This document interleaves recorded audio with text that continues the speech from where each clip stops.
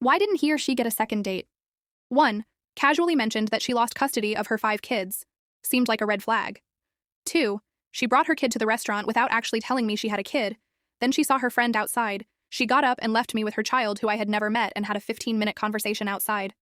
3. Her apartment looked like it was ransacked by wolves. I'm not even exaggerating. This was a city apartment, so I'm quite sure there were no wolves. Most of the furniture was knocked over. Boxes everywhere. No clear delineation between laundry, food, and garbage. 4. She was one of the cutest girls I met online, and we had a nice dinner. Then she asked if I wanted to meet up with her friends for more drinks down the street. I thought that was fine. It seemed like a good sign she wanted to keep hanging out. However, she didn't say another word to me the rest of the night once we met up with them. I just sat and listened to their conversation for an hour, then awkwardly left. 5. A friend of mine told me about a date she went on. It was great, they both liked each other and made plans for a second date with lots of chemistry. As they left the restaurant, she slipped on some snow and ice, twisting her ankle. He just laughed at her and walked away. He texted later about the second date. She ignored him. 6. We went to a little tea pastry shop. Kept talking about his ex nonstop, showing pictures of her, etc.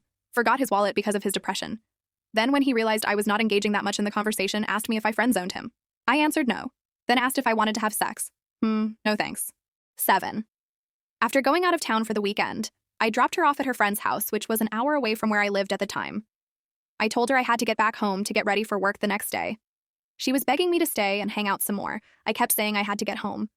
After about 15 minutes, I went to go to my car to leave. She hopped onto the hood of my car and refused to get off. After 10 more minutes of trying to talk her down, I gave up, got into my car, locked the doors, tilted the seat back, and acted like I was taking a nap. She sat on my hood for another 20 minutes or so before it started to rain. That's what finally got her off of my car. Fine.